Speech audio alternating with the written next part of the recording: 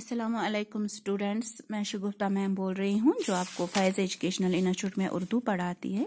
तो आज मैंने इससे पहले आपको पहला इसमें लेक्चर दिया था महजूर पर, तो आज मैं सेकंड लेक्चर दे रही हूँ। मैंने यहाँ तक पढ़ाया था आपको कि महजूर जो है वो बहुत ही पहले शायर थे कश्मीर के, तो बहुत ही मकबूल हुए थे। तो इस वजह से वो उनकी गज़लें गीत जो है लोग जो है चाहे मेलों में, चाहे शादियों में, चाहे किसान खेतों में उनके गीत गाते रहे और बच्चे भी उनके गीत गाते रहते हैं। और इस वजह से महजूर जो है बहुत ही मशहूर हुए थे। उस पर बहुत सारी फिल्में भी बनाई गई हैं। तो ये जो महजूर जो थे अगरचे वो मुलाजमत करते थे लेकिन रुश्वत नहीं लेते थे। इस वजह से उसने जिंदगी भर तंगी का सहारा लिया, जिंदगी भर वो मतलब तकलीफों में ही मुब्तला रहे।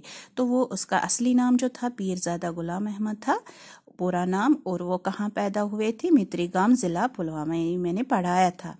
और इनके वालिद का नाम क्या था? पीर अब्दुल्ला शाह, पीर अब्दुल्ला शाह था इसका नाम। तो आज हम इंशाल्लाह ये जो है आज हम आगे पढ़ेंगे। महजूर को अपने वतन कश्मीर से बड़ी मोहब्बत थी। तो महजूर जो थे उससे बहुत मोहब्बत है अपने वतन, वो कश्मीर का ही रहने वाला था, इस वजह से बहुत मोहब्बत थी। उन्होंने अपनी शायरी में कश्मीर के बागों, फूलों, चश्मों वगैरह की बहुत तारीफ की है। महजूर सिर्फ शायर ही नहीं थे बल्कि आला पाया के आलिम भी थे। लद्दाख गए तो लद्दाख का सफरनामा लिखा। जहां जहां वो महजूर गए तो उसने कलम के सहारे से वहां का सफर लिखा, मतलब किस तरह से उसने वहां सफर किया, सफरनामा लिखा लद्दाख पर, जो सयाहों के लिए आज भी बड़ा फायदेमंद साबित हो सकता है। तो सयाह कहते हैं जो एक जगह से दूसरी जगह आते हैं। तो सयाह बाहर से जो लोग आते हैं, तो सयाह जो सफर करने वाले, तो सयाह जो है जब वो पढ़ते हैं ये सफरनामा उनको आसानी होती है कहाँ कहाँ जाना है और क्या किस जगह पे क्या है। पटवारी रहे तो पटवारी के नाम से एक छोटी सी किताब लिखी जो पटवारियों को इनके काम में मदद से, देखो पटवारी बने तो उस पर भी उसने बहुत कुछ लिखा किताब की सूरत में। तो जो लोग ये पढ़ते हैं उनको भी आसानी होती है। अपने मुर्शिद कलंदर रहीम साहिब की जिंदगी पर हयात रहीम के नाम से एक तज़किरा लिखा, इसके अलावा उनकी और भी कई तसानीफ है। तो चाहे किसी से मिले, चाहे कहीं पर गए, तो वहां पर वो सारा कुछ बयान किया उसने किताब में। तो बहुत सारी किताबें लिखी, तसानीफ कहते हैं बहुत सारी किताबों के नाम। तो बहुत सारी किताबें लिखी जिसमें बहुत सारा हर एक को फायदा मिला। महजूर की मकबूलियत का अंदाजा इससे लगाया जा सकता है कि उनका कलाम इनकी जिंदगी में कलाम महजूर के नाम से 11 हिस्सों में और पयाम महजूर के नाम से 6 हिस्सों में शाया हुआ। देखो कलाम महजूर और पयाम महजूर, जिसमें ये अंदाजा लगा जा सकता है कि उनकी जिंदगी में क्या हुआ था। महजूर कश्मीर के पहले शायर है जिनका कलाम इनकी जिंदगी में कई बार शाया हुआ है। यहाँ तक कि बैज़ हिस्से देवनागरी और रोमन रस्म खत में भी शाया हुए। देखो बाकी लैंग्वेज जो है उसमें भी उसने लिखी थी। तो इनकी बहुत सी नज़मों का तर्जमा अंग्रेजी, हिंदी और उर्दू में हो चुका है। तो इसकी ये जो नज़में जो लिखी महजूर ने, चाहे वो किस में शाया हुई, तर्जुमा किस में हुआ, अंग्रेजी में, हिंदी में और उर्दू में। तो महजूर कश्मीर के पहले शायर है जिन पर एक फीचर फिल्म और एक दस्तावेजी फिल्म बनाई गई है। तो महजूर पर भी फिल्म बनाई गई है कि किस तरह था वो महजूर और उनकी जिंदगी के बारे में। उनका कलाम गाने किस वजह से महजूर महमूद शहरी बहुत मशहूर है। वो लाहौर जाके महजूर का कलाम गाते थे जो रिकॉर्ड होता था। अफसोस कि इतने बड़े और मकबूल शायर ने मुलाजमत में बड़ी तकलीफ जो मैंने बताई, बहुत तकलीफें उठाई, जिनका तज़किरा उन्होंने अपने खुतूत में किया है। वो खुतूत भी लिखते थे। वो ज़बरदस्त वतन परस्त थे और उन्हें वतन की एक एक चीज़ से मोहब्बत थी। तारीख़ अदबियात कश्मीर की तरतीब के सिलसिले में वो दिल्ली गए और वहाँ कुतुब खानों में मुताला करते रहे। बहुत आलिम थे ये महजूर, جو شاعر بھی تھے اور دیکھو عالم بھی تھے، جہاں پر بھی جاتے تھے وہ اپنے مطلب قلم کے ذریعے کاغذ پر اتارتے تھے، اور ایک طرح سے وہ وطن پرست تھے، مطلب محبت تھی بہت زیادہ، اس وجہ سے ہر ایک چیز کو اس نے مطلب لکھا، کشمیر جو تھا اس کا وطن، اس کے بارے میں۔ پھر کہتے ہیں کہ وہ کتب خانے، لائبریری وغیرہ وہاں پر مطالعہ کرتے رہتے تھے، مختلف ادبی انجمنوں سے بھی وابستہ رہے، صحافت میں بھی دلچسپی، دیکھو اخبارات وغیرہ، تو ہر طرح سے مطلب وہ کسی بھی چیز کو نہیں چھوڑا، ہر ایک میں اس نے حصہ لیا۔ ملازمت سے ریٹائر ہونے کے بعد اپنے آبائی گاؤں متری گام پلوامہ میں سکونت اختیار کی، جہاں پر وہ مطلب پیدا ہوئے تھے وہیں پر سکونت، وہیں پر رہے۔ 1951 میں عیسوی میں حکومت جموں و کشمیر نے اس عظیم شاعر کی عزت افزائی کی۔ مہجور یہ اعزاز پانے والے پہلے شاعر ہے، چنانچہ حکومت نے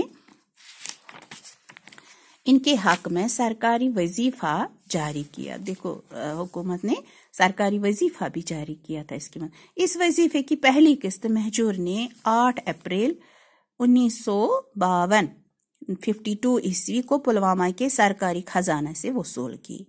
عین اسی وقت ان کے دماغ کی نس پھٹ گئی۔ پلوامہ سے انہیں اپنے گاؤں متری گام پہنچایا گیا، جہاں دوسرے دن یعنی 9 اپریل، یہ یاد رکھنا 9 اپریل 1952 عیسوی کو انتقال ہوا۔ پہلے تو انہیں اپنے گاؤں میں ہی دفن کیا گیا۔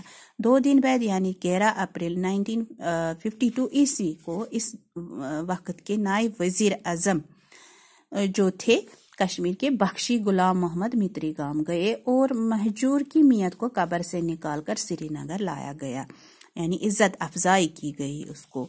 یہاں خانقاہ مولا سے جنازے کو سرکاری اعزاز کے ساتھ ادیبوں، شاعروں اور سرکاری افسروں کے جلوس میں اتواجن لے جایا گیا، تو اتواجن پھر لیا گیا اس کو، جہاں انہیں سپرد خاک کیا گیا، تو وہیں پر اتواجن میں ہی اس کو دفن کیا گیا۔ اس موقع پر 21 توپوں کی سلامی بھی دی گئی، تو عزت کے طور پر اس کو 21 توپوں کی سلامی دی گئی۔ مہجور نے اپنے کلام میں کیا کہا؟ اتحاد، بھائی چارہ اور وطن پرستی پر زور دیا۔ تو مہجور نے جو کچھ بھی لکھا اس کے کلام میں یہی ظاہر ہوتا تھا کہ لوگ آپس میں اتحاد رکھیں، امن رکھیں، بھائی چارہ رکھیں اور اپنے وطن سے محبت رکھیں، جس سے ان کو ترقی بھی مل سکتی ہے اور ان کو فائدہ بھی ہو سکتا ہے۔ کشمیر کی ایک ایک چیز سے محبت کرتے تھے، اس لیے اپنے نظموں میں اس نے ہر ایک چیز کا مطلب کشمیر کے بارے میں لکھا۔ وہ چاہتے تھے کہ ان کا وطن ہمیشہ ترقی کرے، تو اس کی خواہش تھی ہمیشہ کشمیر جو ہے وہ ترقی کرے، ہر ایک شعبے میں ظلم کا خاتمہ ہو اور انسان کی قدر و قیمت بڑھے۔ تو یہ بھی چاہتے تھے کہ ظلم نہیں ہونا چاہیے، چاہے وہ انسان کی صورت میں ہو، چاہے وہ کوئی بھی کسی بھی پیشے سے ہو، مطلب ظلم ہر طرح سے ہوتا ہے۔ تو مہجور چاہتے تھے کہ انسان کی قیمت ہونی چاہیے، قدر و قیمت ہونی چاہیے، ہر ایک جگہ پر ظلم نہیں ہونا چاہیے، اس کا خاتمہ ہو۔ اگر آپس میں بھائی چارہ، وطن پرستی اور بھائی چارہ اتحاد رکھیں گے تو یہ سب کچھ ختم ہو جائے گا۔ تو آج یہ آپ کا یہ لیسن جو ہے مہجور ختم ہوا۔ یہ جو الفاظ مانے ہیں یہ آپ بک پر بھی یاد کر سکتے ہو، اور اگر کوئی لکھے گا تو کوئی بات نہیں، تو اچھی طرح سے یہ ٹف ورڈ جو ہے آپ لکھ سکتے ہو یا یہ بک پر ہی یاد کر سکتے ہو۔ تو یہ کوشچن جو ہے مہجور کا پورا نام کیا تھا جو میں نے پڑھایا، مہجور کا پورا نام کیا تھا، یعنی کہ یہاں پر میں نے پڑھا آپ کو پیرزادہ غلام احمد تھا۔ تو مہجور کہاں پیدا ہوئے تھے؟ ضلع پلوامہ، متری گام ضلع پلوامہ میں۔ دیکھو یہ آسان کوشچنز ہے۔ تو مہجور نے ابتدائی تعلیم کہاں حاصل کی؟ اپنے ہی گھر میں ہی حاصل کی ابتدائی تعلیم، تو پھر اس کے بعد باقی جو اس نے حاصل کیا تو کالج یا اسکول میں۔ تو یہاں پر یہ کوشچن جو ہے یہ آپ کرو گے، مہجور نے پنجاب کا پہلا سفر کب کیا، مہجور نے شعر گوئی کا باقاعدہ آغاز کب کیا؟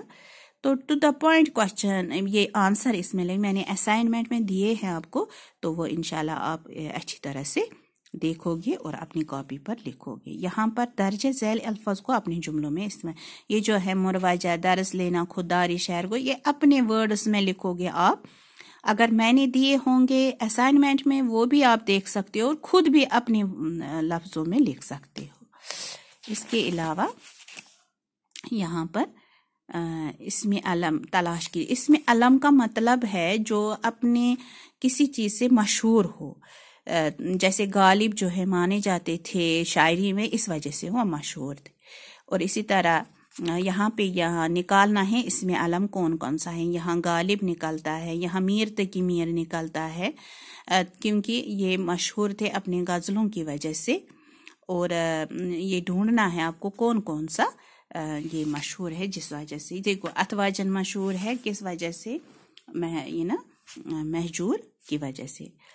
کچھ کشمیری شاعروں کے نام لکھیے، ان میں سے کون کہاں رہتا تھا.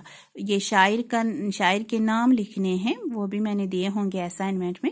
کشمیر میں کون کون سے شاعر ایسے ہیں تو انہی کے نام لکھنے ہیں. کچھ ایسے کشمیری شاعروں کے نام لکھے جو ابھی زندہ ہے، تو وہ بھی دیکھنا ہے کون کون سا ایسا شاعر ہے جو اس وقت زندہ ہے جو شاعری لکھتے ہیں. اپنے الفاظ میں مہجور کے حالات زندگی پر آپ مختصر نوٹ لکھیں.